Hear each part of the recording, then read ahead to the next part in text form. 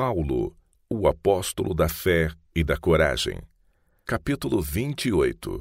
Em liberdade. Na minha primeira defesa, ninguém foi a meu favor. Antes todos me abandonaram. Que isto não lhe seja posto em conta, mas o Senhor me assistiu e me revestiu de forças, para que por meu intermédio a pregação fosse plenamente cumprida e todos os gentios a ouvissem. E fui libertado da boca do leão. 2 Timóteo capítulo 4, versos 16 e 17.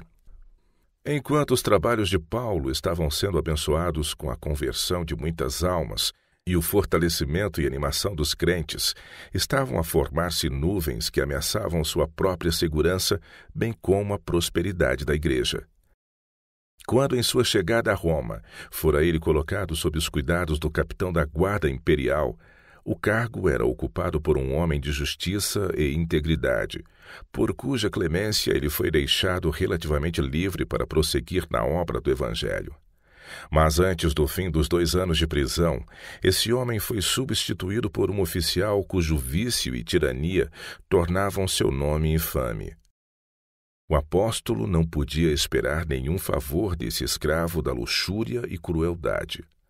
Os judeus estavam agora mais ativos do que nunca em seus esforços contra Paulo.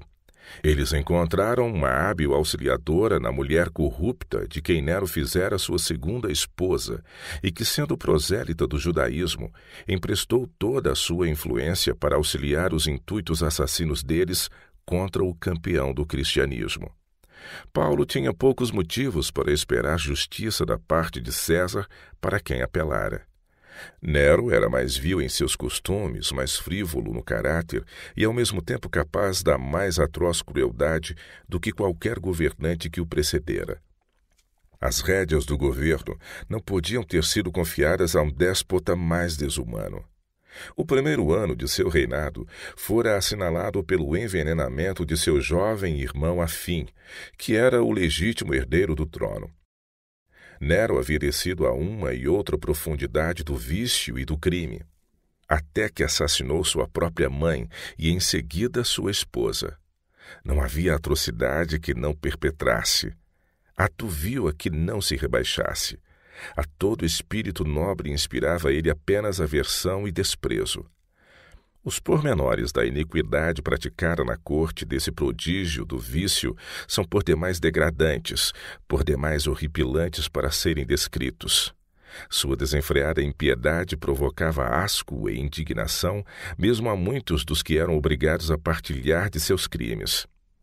Viviam em constante temor quanto a que atrocidade sugeriria ele a seguir. Não obstante os terríveis crimes como os que Nero praticava, não ficava abalada a submissão de seus súditos. Era reconhecido como o governante absoluto de todo o mundo civilizado.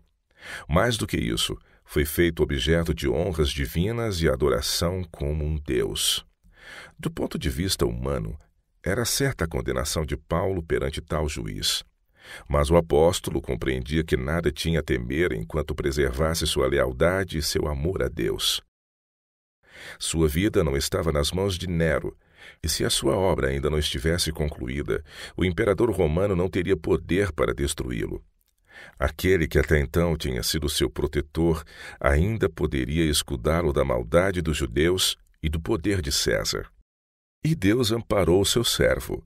Ao ser Paulo interrogado, não foram sustentadas as acusações feitas contra ele, e contrariando a expectativa geral, com um respeito pela justiça inteiramente em desarmonia com seu caráter, Nero declarou inocente o prisioneiro. As cadeias de Paulo foram removidas. Ele tornou-se novamente um homem livre. Tivesse o seu julgamento se prolongado mais, ou fosse o apóstolo, por qualquer motivo, detido em Roma durante o ano seguinte, teria ele perecido na horrível perseguição que então ocorreu. Durante a prisão de Paulo, os conversos ao cristianismo se tornaram tão numerosos que atraíram a atenção e despertaram a inimizade das autoridades. A ira do imperador se inflamou de modo especial por causa da conversão de membros de sua própria casa. Ele ainda tinha sede de sangue e logo encontrou um pretexto para fazer dos cristãos o objetivo de sua implacável crueldade. Ocorreu por aquele tempo um terrível incêndio em Roma, pelo qual quase a metade da cidade foi consumida. O próprio Nero ateara fogo, mas para desviar as suspeitas, fez uma ostentação de grande generosidade, prestando assistência aos que ficaram sem lar e destituídos de seus bens. Foi, contudo, acusado do crime. O povo ficou irado e enraivecido, e Nero, a fim de inocentar-se e também livrar a cidade de uma classe que ele temia e odiava, voltou à acusação contra os cristãos. O expediente satânico foi bem sucedido. Milhares de seguidores de Cristo, homens, mulheres e crianças, foram cruelmente mortos. Alguns foram crucificados, outros cobertos com peles de animais selvagens e despedaçados pelos cães. Outros foram vestidos com vestimentas de material inflamável e incendiados à noite para iluminar o circo máximo e os jardins de prazer de Nero.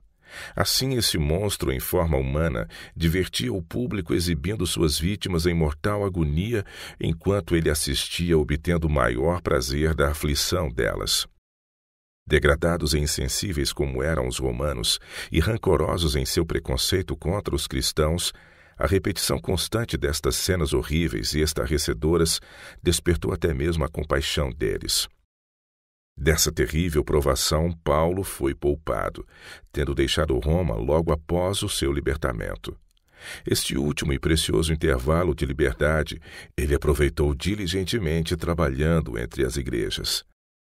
Procurou estabelecer uma união mais firme entre as igrejas gregas e orientais que ele havia fundado e procurou guardá-las contra as sutis heresias que estavam a entrar sorrateiramente para corromper a fé. As provações e ansiedades que ele havia suportado despojaram-no de suas energias físicas e mentais. Estavam sobre ele as enfermidades da idade avançada. Pressentia que sua obra estava quase terminada. Em Jerusalém e em Antioquia ele havia defendido o cristianismo contra as estreitas restrições do judaísmo. Tinha pregado o evangelho aos pagãos da Licaônia, aos fanáticos da Galácia, aos colonos da Macedônia, aos frívolos adoradores da arte de Atenas, aos mercadores amantes dos prazeres de Corinto, às semibárbaras nações da Dalmácia, aos ilhéus de Creta e a escravos, soldados e homens de distinção e posição nas multidões de Roma. Agora ele estava levando a cabo sua última obra. Se você está aprendendo com esse conteúdo, acesse esse QR Code com a câmera do seu celular para mais conteúdo bíblico.